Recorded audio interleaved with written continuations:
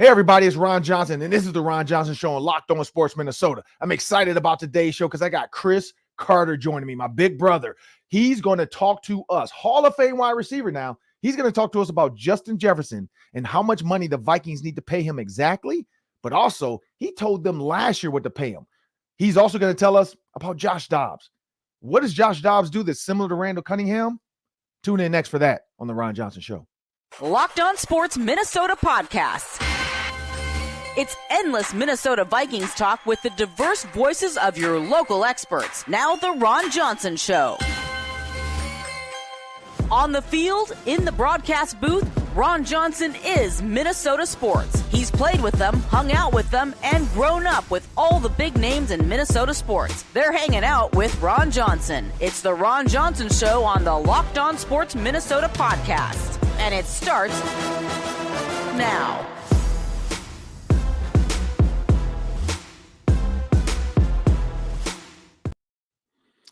Hey, everybody, it's Ron Johnson. Of course, it's the Ron Johnson Show on Locked On Sports Minnesota, coming to you every Tuesday with loaded guests. Today's guest, Cris Carter, of course, Vikings Hall of Fame wide receiver, one of the best receivers to ever do it. And he's going to tell us a little bit about Justin Jefferson and this Josh Dobbs dynamic. Reminds him a little bit of the Randall Cunningham days. Randall Cunningham came out of retirement, came to the Vikings, and there was something special about that Vikings team with Randall Cunningham and the weapons.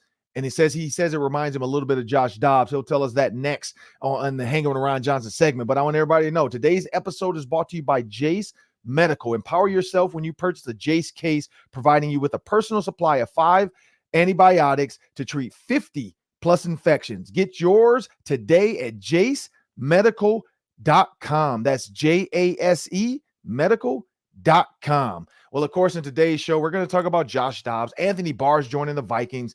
The Denver Broncos found a way to beat the Buffalo Bills. We'll explain that, as well as the Daily 3. We got to talk about these Timberwolves people. This is getting exciting now.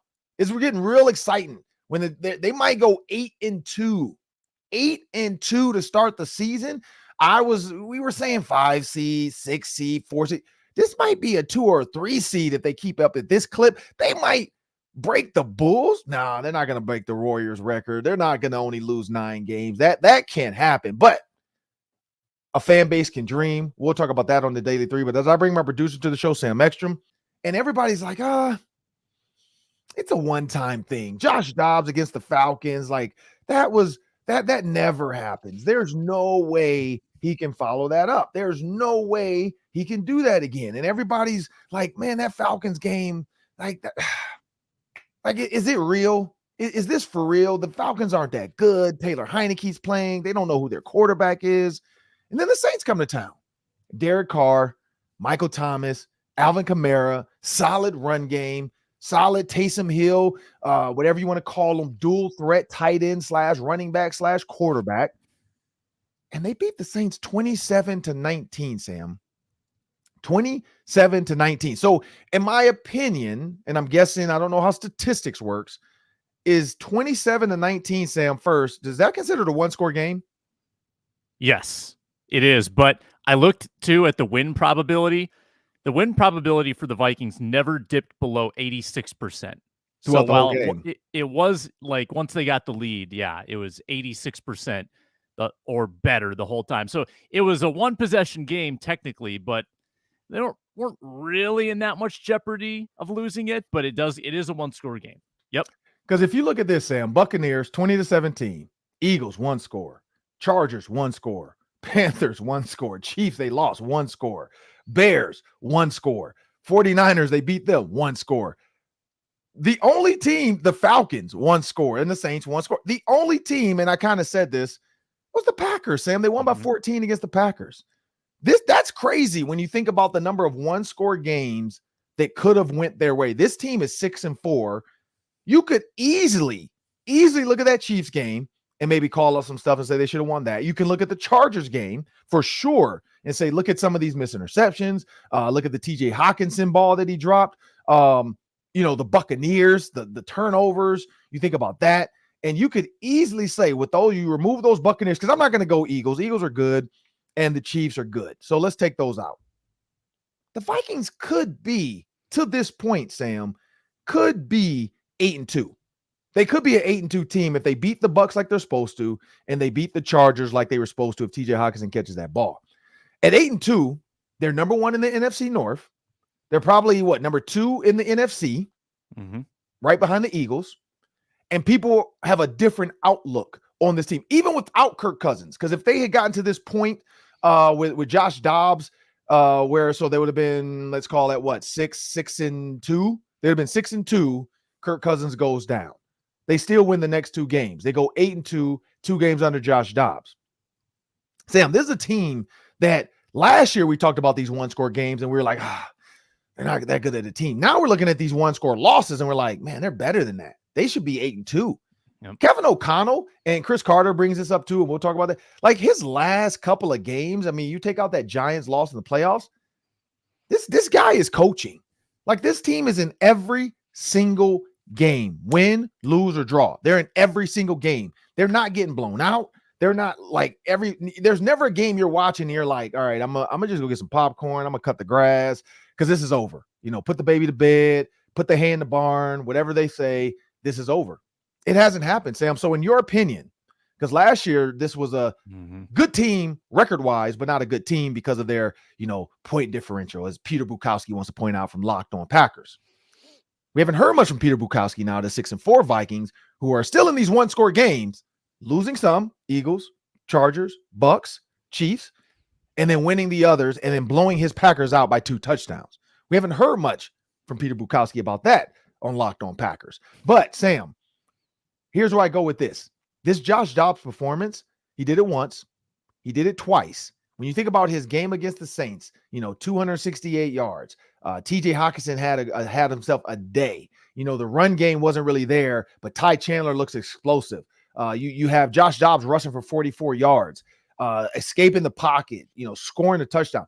There's things right now that he's doing that are absolutely ridiculous. But do you think this can continue on looking at these next 3 games when you have the Broncos, the Bears, and the Raiders, and the bye week? So you got the bye week, and then you got the Raiders. Yeah, I do, Ron. I've got optimism about that. I don't think it's always going to look as good as it did in the first half against the Saints.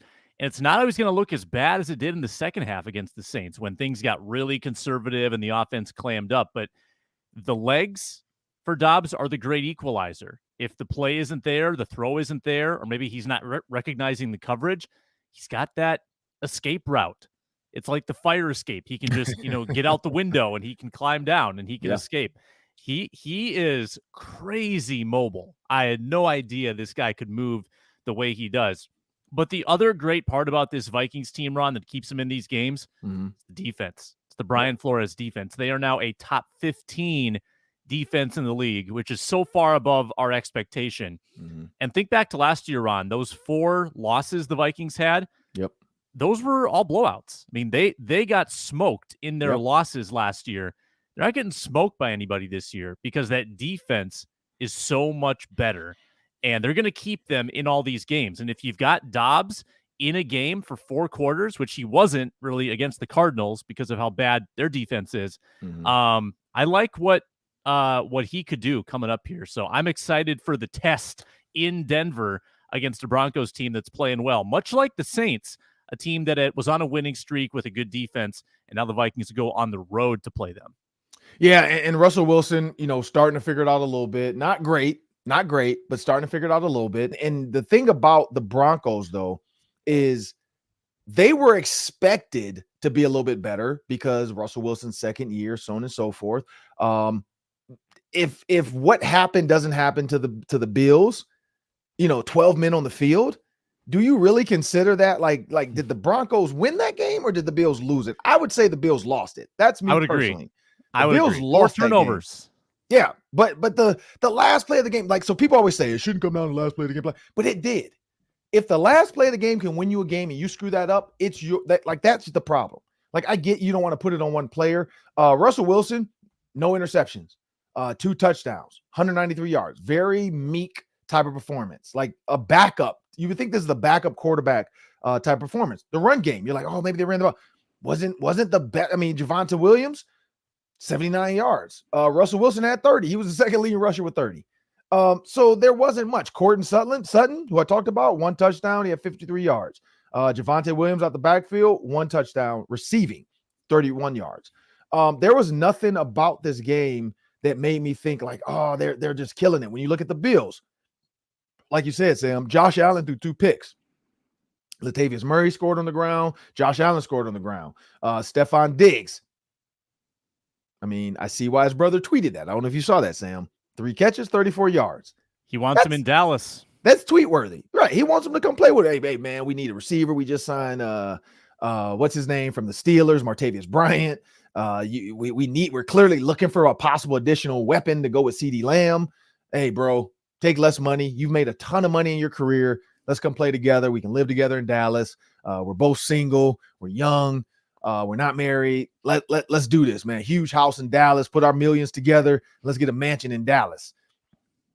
Maybe it happens. Maybe it doesn't. But the Buffalo Bills, I don't see them willing to or wanting to trade with Dallas. They've done everything to try to keep Stephon Diggs happy. But last night was one of those nights where, you know, I wouldn't be surprised if he took the Buffalo Bills off of social media. He's probably not going to do it because he knows everybody's watching after his brother tweeted that. But it just was not. Now, James Cook did have 109 yards rushing, but if I'm not mistaken, didn't he have a fumble to start the game, or something like that? Like something happened where he fumbled early or something, or he got the ball stripped from him. James Cook. Yeah, I think it was him. They were saying got stripped and he got benched for a little bit. Then they brought him back in. But I mean, he had 12 carries on 109 yards. Like he had a absolutely like explosive game, average 9 yards a carry. But yeah, I know he fumbled to start the game. And again, Josh Allen, 2 interceptions.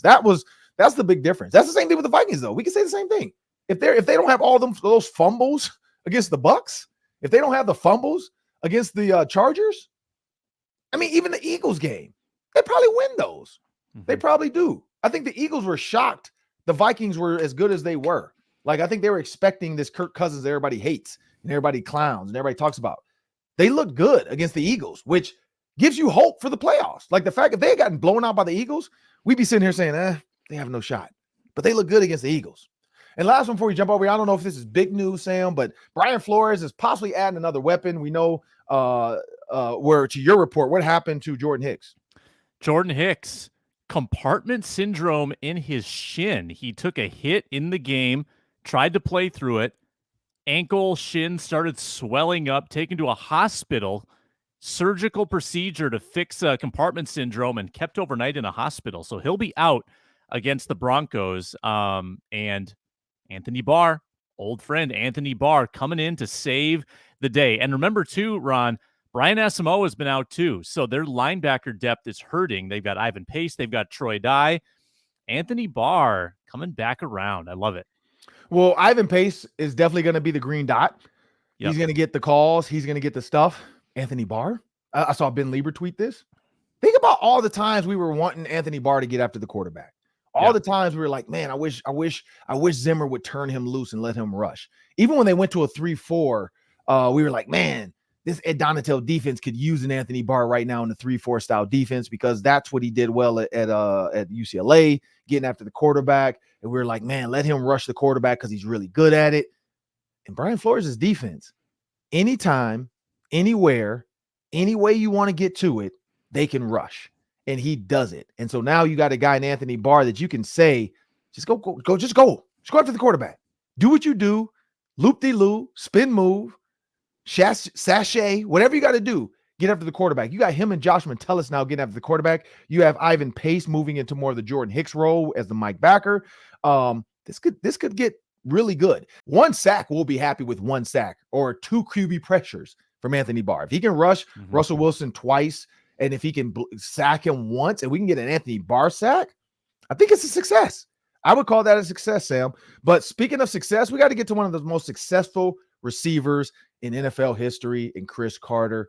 He's going to join us next in the Hanging with Ron Johnson segment, and we'll do that, but we'll be back after a word from our sponsors. Ron, let me tell you more today about Jase Medical. Jase Medical gives you peace of mind. There's a lot of unpredictability in the world. Supply chain shortages are very prevalent in this uncertain time. Natural disasters, they can lead to all of this. You got fires, hurricanes, earthquakes. Stuff happens, and you can't get the supplies you need. That includes medical supplies. You want to be covered. You want to have that security. So with Jase Medical, you can get the Jase Case. Go online right now, jasemedical.com. Receive your 12-month supply and your daily medication. Use promo code LOCKEDON at checkout for a discount as well. The Jase Case provides 5 life-saving antibiotics for emergency use. All it takes is filling out a simple online form. Jump on a quick call with a board-certified physician. Get ongoing care from that physician. They'll help you choose your medications. Get them shipped right to you. It's doctor-created, doctor-recommended. Don't get caught unprepared. Be empowered to care for yourself and your loved ones. You can get gift cards for your family members so they can get a Jase Case as well. jasemedical.com, promo code locked on. You'll get $20 off your purchase. jasemedical.com, promo code locked on for $20 off your purchase. jasemedical.com. Well, now it's time for the Hanging with Ron Johnson segment, and this is always a fun one for me. Cris Carter, former Vikings wide receiver, Hall of Famer, one of the best receivers. I mean, I grew up playing college football in Minnesota, so watching Cris Carter film for me was just something that was normal. My coaches talked about it, body type, hand strength, and every time I got a chance to talk to Cris Carter after college, it's just always been a blessing. And so ran into him yesterday, and I was like, you know what? We got to have him on. So with no further ado, I want to bring Cris Carter to the show. What's going on, man? Man, what's going on, man? So first off, you were in Minnesota for a charity, man. Explain to the people what's going on with the charity that you were a part of this weekend. Well, the reason why I was there was because I have a profound relationship with Salvation Army. Okay. When I was a young kid, unfortunately, my mom was a single parent, had 7 kids before the age of 25. And, you know, when you're looking for assistance, you're looking for help. You know, she didn't have high school education at that time, didn't have any type of college degree or any type of skill. So we needed help. And the partnership between Salvation Army and a local church, especially during the holidays, was able to get us gifts. That's one of the most embarrassing things about being poor is that there's so many holes, not only just trying to feed yourself, clothe yourself, but when you come back from the holidays, people are looking at you. Do you have on new stuff like all the other kids? So the pressure and the embarrassment of it. So Salvation Army was there for me. They've been a partner with the Vikings, and personally, I partnered up. I shared the story of how instrumental they were in my development. And we just believe in the Twin Cities area, there's a lot of Cris Carter's, Joyce Carter families out there that need our support. Homelessness, hungry. I mean, people are really struggling with the economy. So I lent my name because I know it works and I know they do a great job.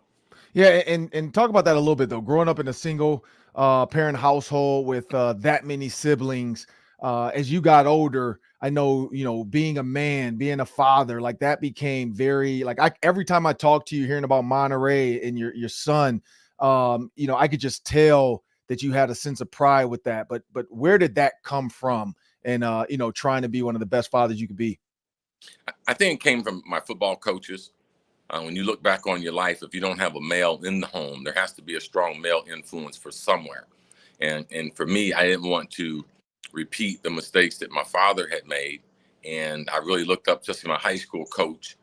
When I got into the pros, Dennis Green, all the leadership and stuff that he put on me, and all the times we talked about, you know, what real men have to do and making tough decisions and things like that. So I think through football, you know, it really taught me because I didn't have it there in the home, didn't have that example. So through football, I was able to learn those things.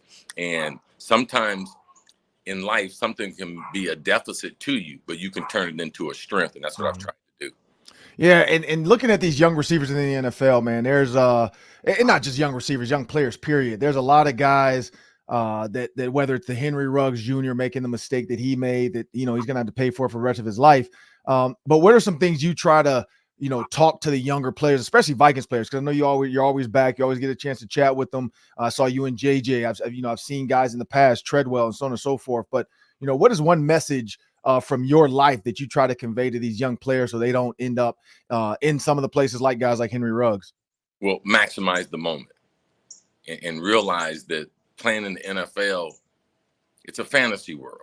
It's not the way real people live. Mm-hmm. And when you actually get drafted, you don't have a career, you have an opportunity. Now, you can turn that into a career, but it's really an opportunity. Maximize it. You can change your life and your family's life for generations to come. And if God gave you NFL talent, he gave you 3 years, you need to get 4. If he gave you 6 years, you need to get 8. If God gave you a 10-year career, you need to try to get 12, because the benefits of it and the long-term effects that it has, not only in your home, but in the community you come from, they're everlasting. Yeah. And now looking at the players now, this team, this Minnesota Vikings team, all was lost. Let's be real. Everybody thought when Kirk Cousins got hurt, they started the season 0-3, doing the post-game show every week. Yep. We had nothing but people calling in saying, it's time to move on from Kirk. It's time to trade JJ and get all the trade value you can get for him. It's time to trade Danielle Hunter. People were talking about cleaning house. And now, 5-game winning streak, third string quarterback pretty much that you just got 12 days ago or 13 days ago now. But as of yesterday's game, he had been in Minnesota for 12 days. And they found lightning in a bottle once again. We saw that happen with Case Keenum. Now we're seeing it with Josh Dobbs. But what makes this Minnesota team so special right now from what you see?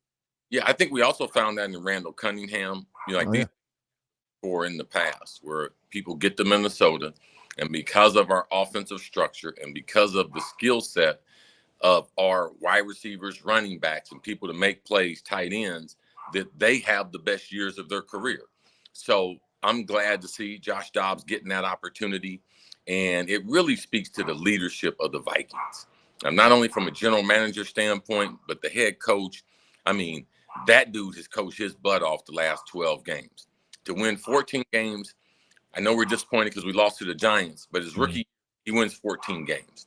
We don't give him credit for that. So now he's pitching out there with the spread, and his influence on the quarterback, like that's how you can become a profound coach. That you can really have an impact on one side of the ball. And what he was able to do in Atlanta, getting those plays orchestrated, getting him comfortable, and then another 7 days later, what we saw yesterday, it speaks to we got a great head coach. And we need to realize that, because it's impossible. You've been in them locker rooms. It's impossible to get the productivity from that quarterback unless you got someone communicating to them in a unique way. Yeah, and the Vikings could easily be 4-6. They could easily be, lost. These last 5 games could have been lost. They could be 0-9. There's so many different scenarios, or 1-9. There's so many different scenarios of where they are. But now they're in the playoff hunt. They're a wild card. They're chasing the Lions. The Lions and the Vikings have kind of set themselves apart from the Bears and the Packers. But when you look at a guy like Justin Jefferson, everybody was saying, he's going to sit out and just wait for his big contract, so on and so forth. But now looking at a guy like Josh Dobbs, looking at Jordan Addison, seeing TJ Hawkinson have 134 yards receiving, clearly there's a need for Justin Jefferson when you see the ups and downs of Jordan Addison, because he's a rookie. People keep forgetting that. He's had some big games, but he's a rookie. But when you're Justin Jefferson and your hamstring, I mean, you've been there. What mindset or how does he need to look at this from a hamstring perspective? A guy knowing next year he's guaranteed $20 million. So for people wondering about that, he's guaranteed that money next year. But what does that look like for Justin Jefferson moving forward? Well, the first thing it speaks to the realness of when you're in that window, you got to get your money. Mm-hmm. Because what if that had been a knee? See, the conversation would be different. The fans would be looking at it different. But for JJ, it'd still be the same thing. Like, he's going to have the opportunity, and I do believe the number is going to be $35 million a year.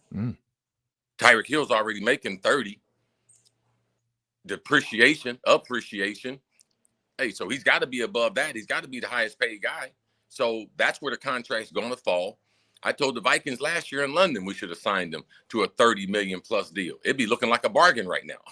But I think he's a competitor, and I think regardless, he's going to try to get out there and play. He has that type of effect on the game that even with a backup, he feels like he can impact the game in a special way. So I think that he has the type of sports integrity that we see with great players, that I'm going to rush back. I don't get hurt often. I got a speedy body clock, and I'm going to get back out there and help my teammates, because sometimes it's beyond the money in the contract, and it's more about that guy to my left and my right that I made a promise to. And fulfilling that promise is by me and everybody else. We got other guys injured too. They're doing everything they can to get back out there, and JJ is going to be doing the same thing. Yeah, when you look at Justin Jefferson too, having a quarterback he's never really worked with, never played in a game with, hasn't even practiced with him. We know Josh Dobbs before the Falcons game had never thrown a pass to any receiver in that building because he had just got there and he kind of was just working, on the field. He was working with the 2s and the 3s. Right. And so he hadn't worked with the starters just yet because that was Jaren Hall. They were trying to get Jaren Hall up to speed. And now fast forward, you got Justin Jefferson. How does Justin Jefferson and him, because you know this, man, like being on the same page with your quarterback is key. I run my, comeback at 18 yards, but this is how long it takes me. I run my comeback at 15. This is how long it takes me. When I run my go route, this is a little, added, head nod or whatever I'm going to add to my fade route or my deep over route. How quick or what does Justin Jefferson need to do in these next, because he has about 2 weeks to get ready for him and Josh Dobbs. Like, what does that, progression need to look like? Well, don't put too much pressure on yourself. I mean, whatever the route tree is, whatever the combination is, whatever the adjustment is, Justin's got to be able to do is get off his release, press the defense, have leverage, get in and out the break, and make the play. Sometimes as wide receivers, we worry about too much other things. Was left tackle going to block him, or what if they blitz? And I got a job to do. There's a certain depth that I got to get to. There's a certain amount of intensity and speed for which I got to get into my route. And I'm going to concentrate on getting the timing back. It's like when I played with Warren Moon, I used to ask him, hey, man, how do you like it? What do you want me to do? He said, man, play your game, because I've never played with a guy like you. And I was like, I never played with a guy like you. So Josh Dobbs, these are the best receivers he's ever thrown to. Yeah. I mean, where he's been. Pittsburgh, they ain't have nothing. Arizona, they ain't got nothing. You get to Minnesota, it's like, oh my goodness, I got a Porsche, Bentley, Maserati. Let's roll. I'm gonna get the ball out of my hands to these guys. So the chance to turn his career around, the chance to extend his career, the chance that people might look beyond him being a journeyman or a backup. Now is that time, because we got a special group of skilled people that can really highlight his ability. And the offensive line has been doing a great job. They've been doing a good job with Kirk Cousins, like the last 3 games of Kirk Cousins. We saw Christian Darrisaw start to hit prolific blocking. When you think about the 49ers defense and Bosa not even getting close to Kirk Cousins, I think the 49ers had 1 pressure that entire game. And people are like, oh, well, maybe they're getting bad. And then they add Chase Young and nothing changes. They go out there against the Jags and just absolutely tear the Jags apart. So this offensive line doesn't get enough credit. But when you have a quarterback, because we saw him escape the pocket numerous times, make big plays, make some throws after escaping the pocket in the play action role. As a receiver, when okay, I might have to run a route for 4 to 5 seconds because this guy is going to keep the play going. 1, how exciting is that? And then 2, how do you mentally, because I've seen you do it. I know what you do.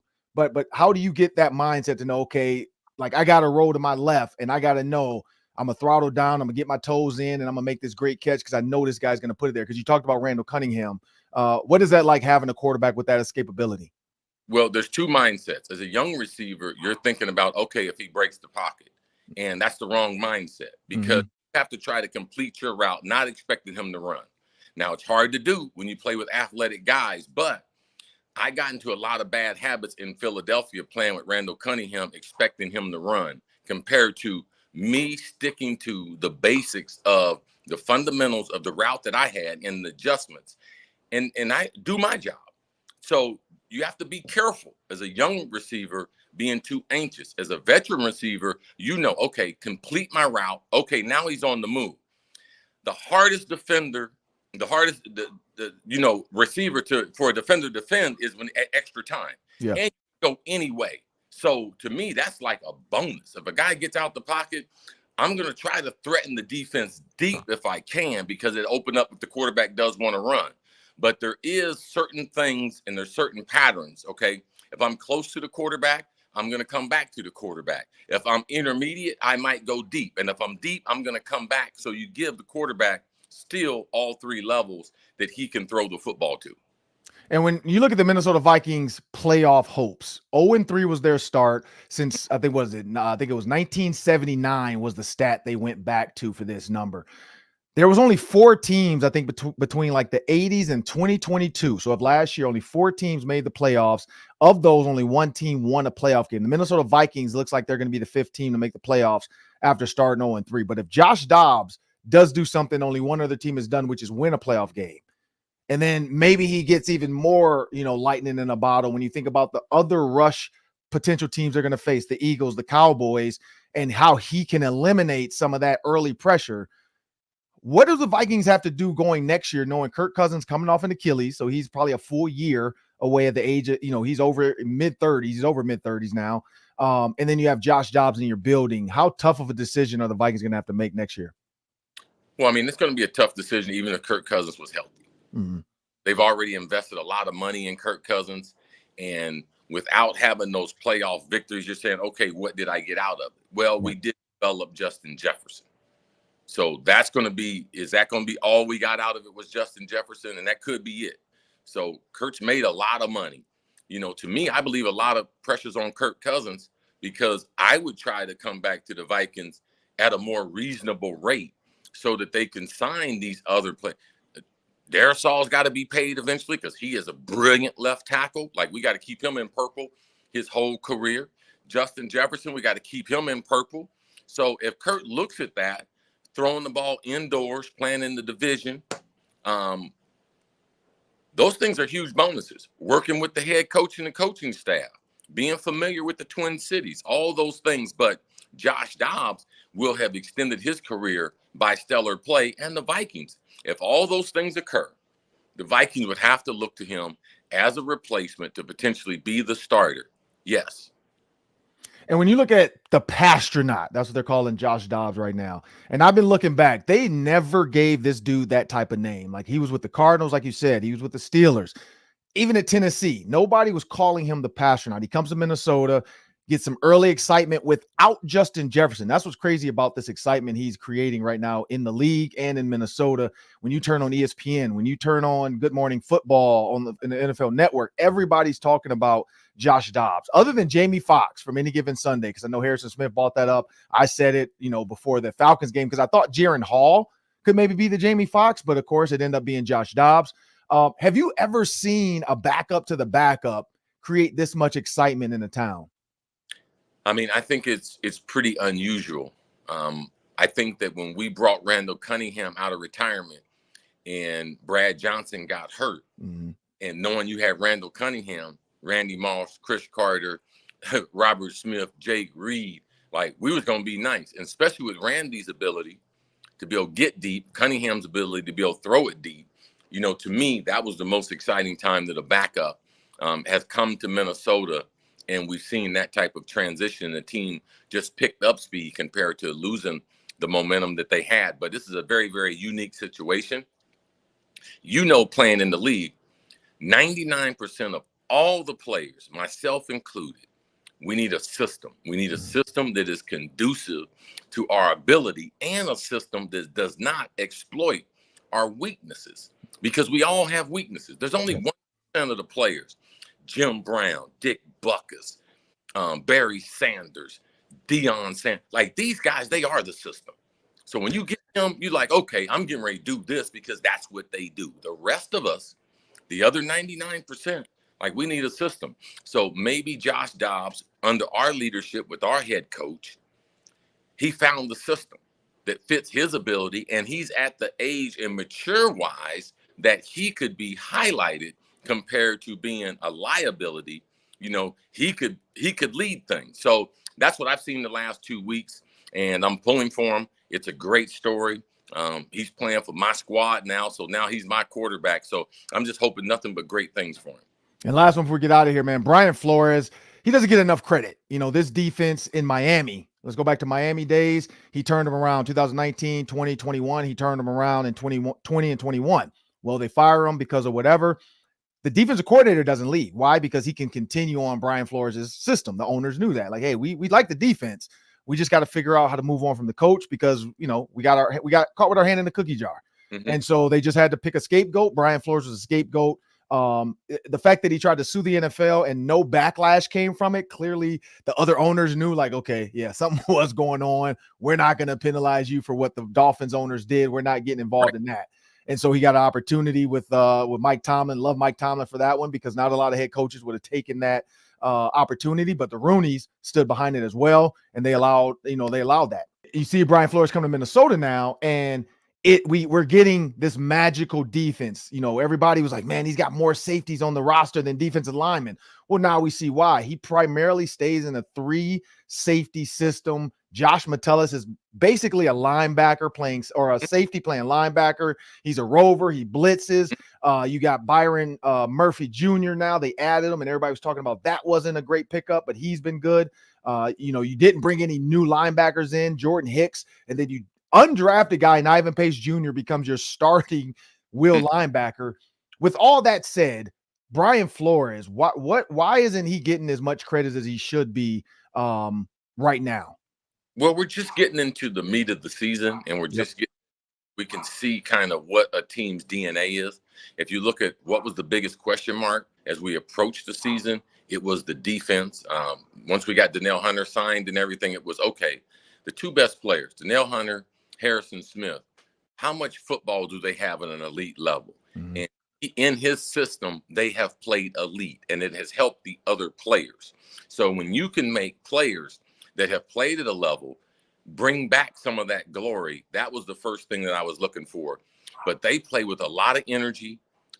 He's got a great system, and I do believe that he should be a head coach. I know that a lot of people in the NFL think very, very highly of B-Flow. And all the players that I've talked to that have played for him privately, they rave about not only his relationship with them, his intensity, but his X's and O's is superb. So I'm glad he's be able to be highlighted. I'm glad, people like you on your show are talking about him because he definitely has earned that right to be in the conversation of some of the most promising head coaches headed into the 2024 offseason.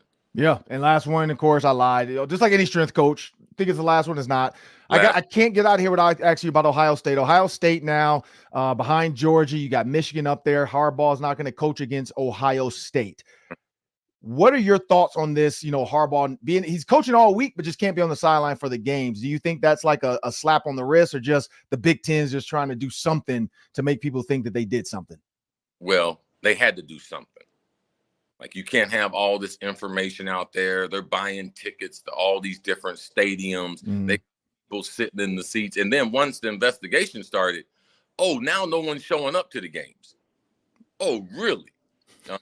The Central Michigan, when he was on the Central Michigan sideline before they played Michigan, I think the next week, and Michigan State, like, I always say, if there's smoke, typically something in the wood pile is not clean. And just like when they investigated the Patriots, Belichick, he didn't know anything. Mm-hmm. How these guys run these programs, and they keep everything. They know everything. Everything is run by them. All the decisions are made by them. But as soon as a scandal comes, you know what? I don't handle that. Someone else handles that. So, yes, the investigation is not over. It's obviously they did something wrong. But Michigan has been a good team the last 3 years, with or without the sign stealing. Yeah. So that doesn't take away from the kids that they have. Like, they got a lot of good football players, and he did turn that program around. Unfortunately, I do believe he might have coached his last college football game, and he's going to be in the NFL next year. Yeah. Oh, that's a good one there. I know he's interviewed before for the Vikings job, and they went with Kevin O'Connell. So, yeah, Harbaugh might be trying to join his brother in the NFL. We know there will be teams that will take him. Well, I'm Ron Johnson. That's Cris Carter. I want to appreciate you for joining me on the Hanging Ron Johnson segment, Chris. Up next, we got the Daily 3. That's 3 questions, 3 minutes each. And we'll be back after a word from our sponsors. Great stuff from Cris Carter, and now I'm going to tell you about FanDuel and the new promotion going on there right now. All you need to do to get $150 in bonus bets at FanDuel is to win a $5 money line bet. That's all it takes at America's #1 sportsbook, offering great promotions all the time, including this one. New customers, $150 in bonus bets with a winning $5 money line bet. So you could have bet the Cowboys against the Giants, 17.5-point favorites. You could have won 23 cents on a $5 money line bet, but you get $150 in bonus bets. And then you've got the 150, and then you've got hundreds of wagering options at FanDuel. Football, college football, basketball, hockey, the whole gamut. You can bet at FanDuel. Spreads, player props, over-unders, futures. FanDuel.com/lockedon. The FanDuel Sportsbook app works as well. FanDuel.com/lockedon. Bet the NFL because FanDuel is an official partner of the NFL. Well, Sam, now it's time for the Daily 3. That's 3 questions. We spent about a minute each today. Take it away. All right, Ron. T-Wolves red hot. Between the Wolves and the Vikings, Ron, will they ever lose again? That's, I think, 6 for the Wolves, 5 for the Vikes. And they play Golden State tonight. The rematch in the in-season tournament tonight. I mean, obviously, let's get your thoughts quickly on tonight, but also, are the Wolves entering the conversation as a title contender in the NBA?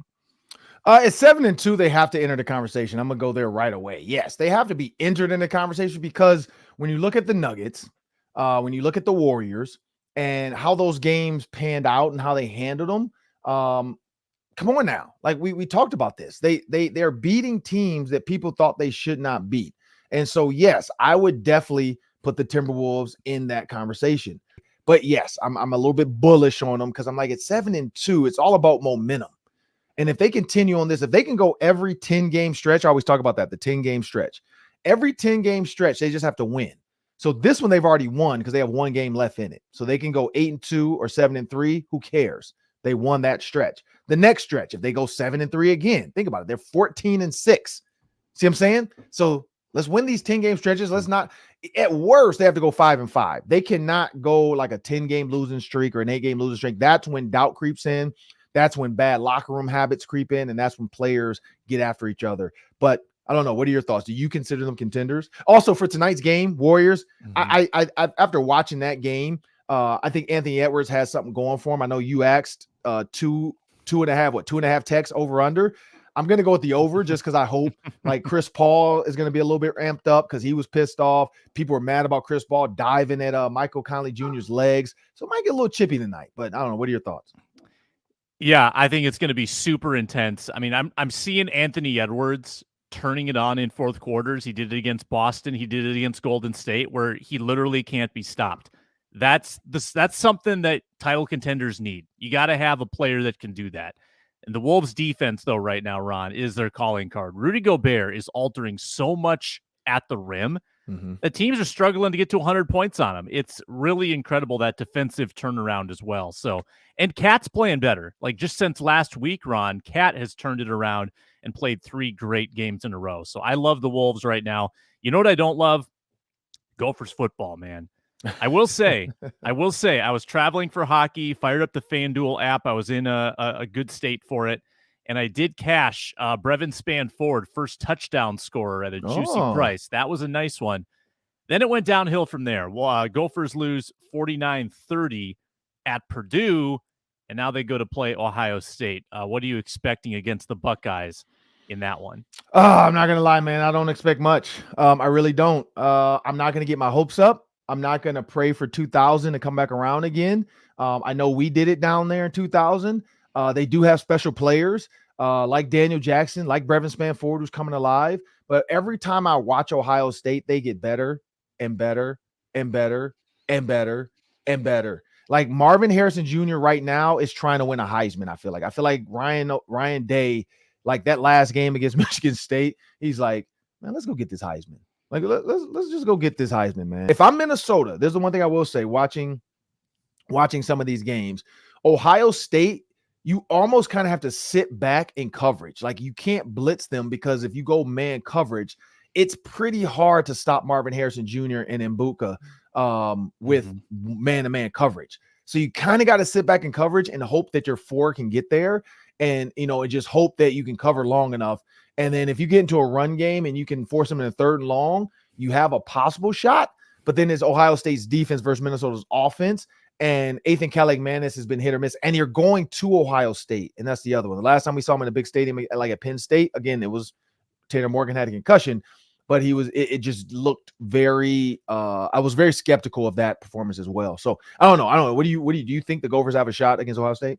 No, I don't. I don't know if they can score enough. They're 27.5-point underdogs. Yeah, so that's ridiculous. FanDuel's predicting about a 38-10 final score based on the spread and the over-under, which sounds about right to me.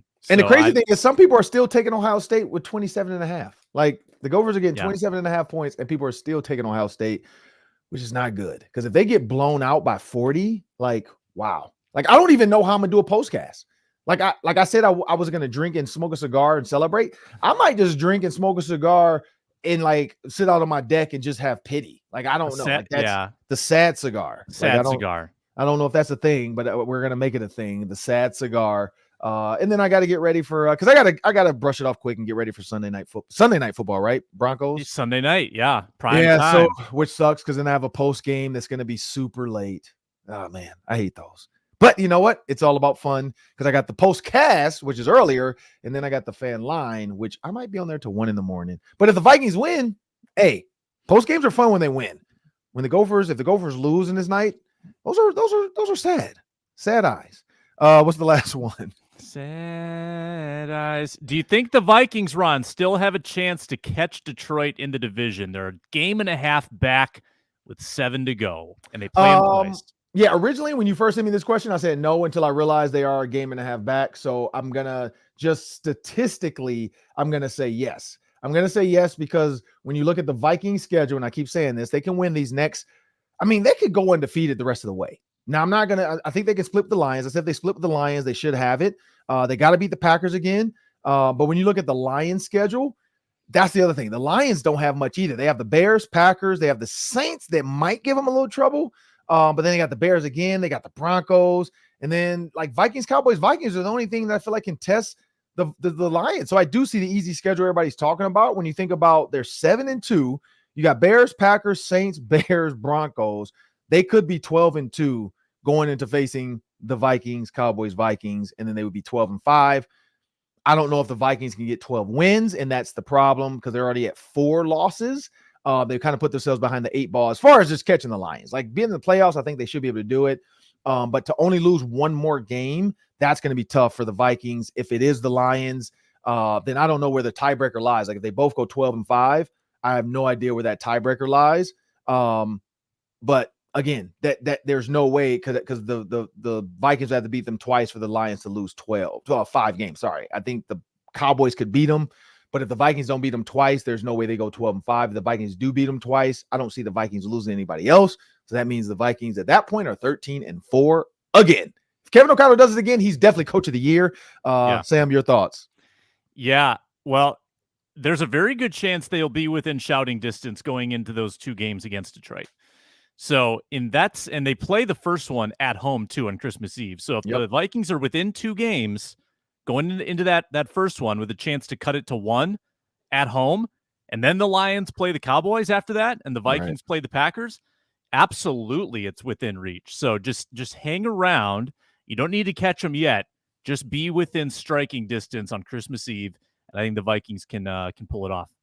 Yep. Well, that'll do it for us today. We enjoy Cris Carter. I'm Ron Johnson. That's Sam Ekstrom. Make sure you guys know you can get the Locked On Sports Minnesota live 24/7 YouTube feed on YouTube. Just need the email address and subscribe to get all of our shows. You got the football party, the Ron Johnson show, and of course the basketball party. Make sure you guys tune in because it's heating up. 7-2 Timberwolves, man. We got a lot of basketball takes. Basketball was my first love. I play it every week when I can. That's the only sport I can still do other than pickleball.